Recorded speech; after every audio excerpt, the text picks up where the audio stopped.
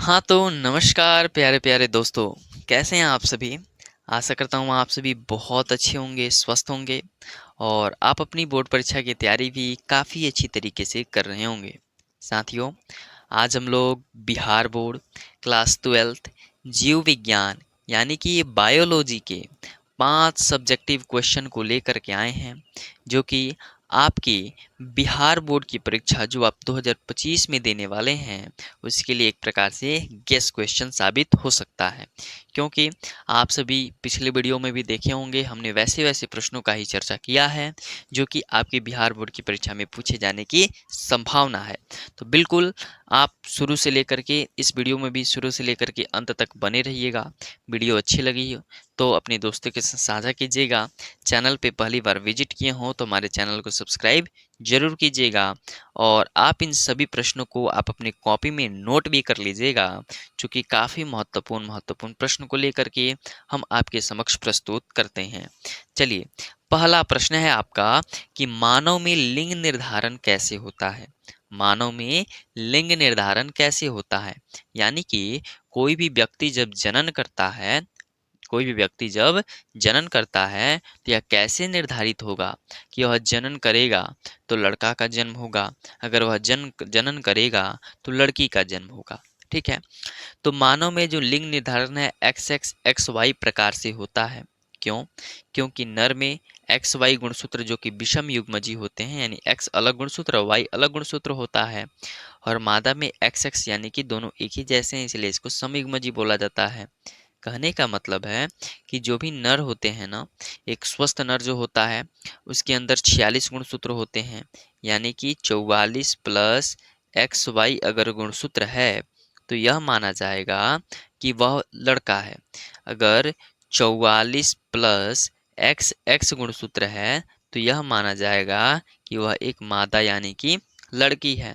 ठीक है, लेकिन पिछले वीडियो में आपको हम एक और बताए थे गुणसूत्रीय विकार और मेंडलीय विकार के बारे में। तो जब आपको गुणसूत्रीय विकार बता रहे थे तो आपको बताए थे कि अगर एक गुणसूत्र अधिक हो गया तो वह डाउन सिंड्रोम से वह बच्चा क्या हो जाएगा, ग्रसित हो गया। मान लीजिए यहाँ पे 44 प्लस एक्स एक्स यानी कि टोटल मिलाकर के यह 46 है।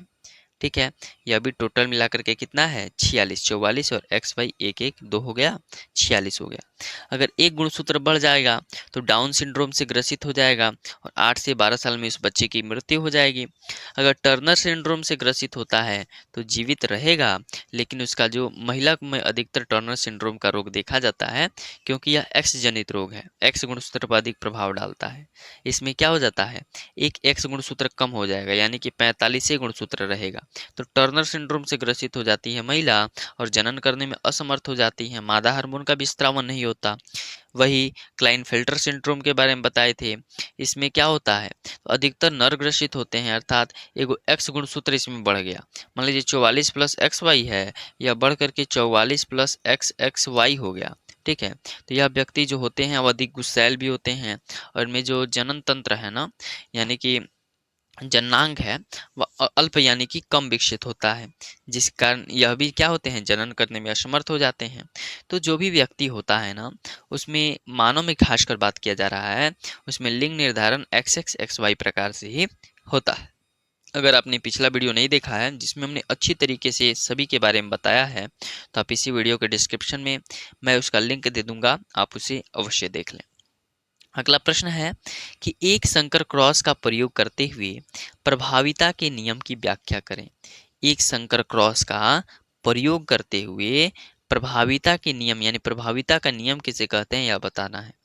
तो जब दो अलग अलग लक्षणों वाले जनकों के मध्य संकरण कराया जाता है, दो अलग अलग लक्षण वाले जनक हैं, यानी कि एक नर है एक मादा है, तो प्रथम पीढ़ी में केवल प्रभावी लक्षण दिखाई देते हैं, अप्रभावी लक्षण नहीं दिखाई देते।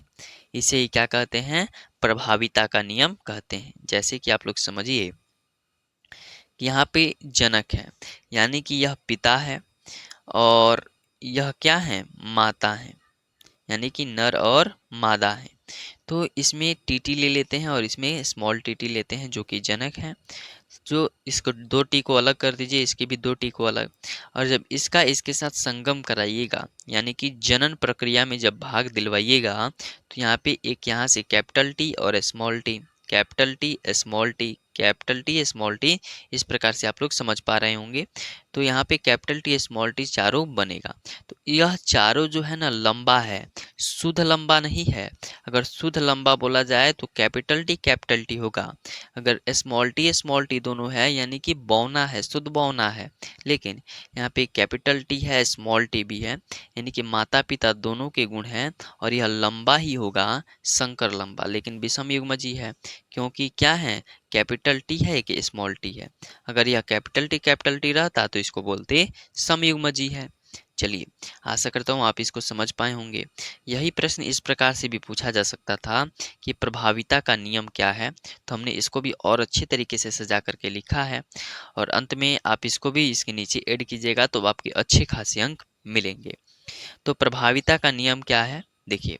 तो मेंडल के प्रभाविता तथा अप्रभाविता के निष्कर्ष को सन 1901 ईस्वी में कार्ल लॉरेंस नाम के एक व्यक्ति ने दिया था, पेश किया था। और जब 2 अलग-अलग लक्षणों वाले जनकों के मध्य जब संकरण कराया जाता है ना, ठीक है, संकरण जब 2 अलग-अलग लक्षणों वाले जनकों के मध्य करवाया जाता है, जैसे कि आपको बताए, यह लंबा है, यह क्या है, बौना, यानी कि कैपिटल टी लंबा और स्मॉल टी बौना छोटा है।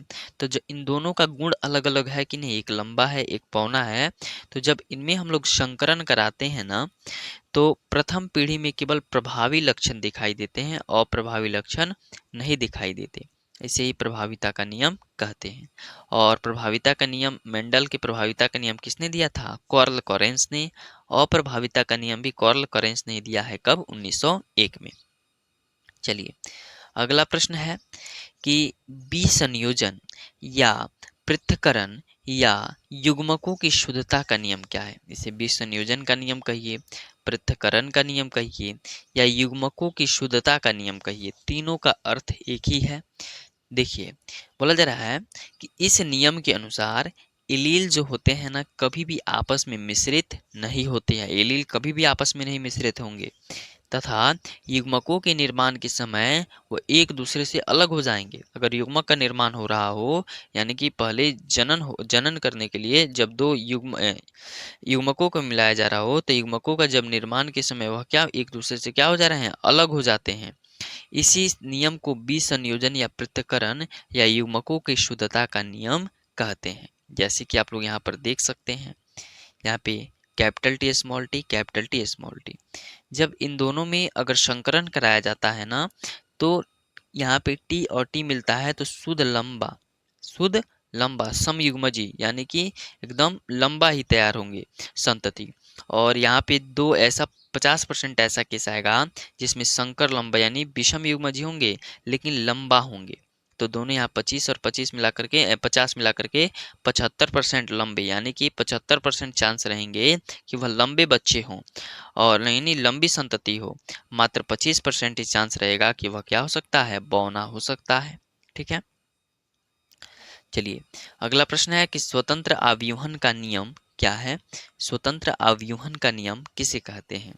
तो इस नियम के अनुसार जब 2 या 2 से अधिक लक्षण जोड़ा में लिया जाता है तथा उनके बीच संकरण कराया जाता है ना, तो एक लक्षण की वह वंशागति दूसरे लक्षण की उपस्थिति पर कोई प्रभाव नहीं देती है।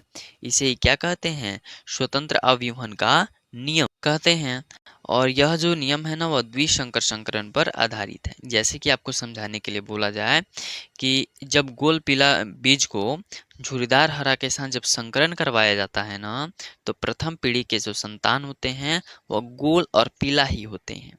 और प्रथम पीढ़ी को स्वसंकरण कराने पर तो F2 पीढ़ी में जो होते हैं 9 बीज गोल पीला और 3 बीज जो होंगे गोल हरा और 3 बीज झुर्रीदार पीला तथा एक बीज जो होता है वह झुर्रीदार हरा होता है।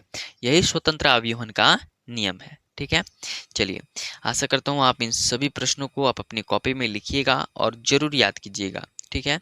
चलिए मिलते हैं अगले वीडियो में, और अगले वीडियो में और भी अच्छे-अच्छे प्रश्नों को आपके समक्ष लाने का प्रयास करेंगे। अगर आप चैनल पे पहली बार विज़िट किए हों तो चैनल को सब्सक्राइब कर लें। आप अपने दोस्तों के साथ भी हमारे इस वीडियो को साझा कर सकते हैं। बहुत-बहुत धन्यवाद। मिलते हैं अगले वीडियो में।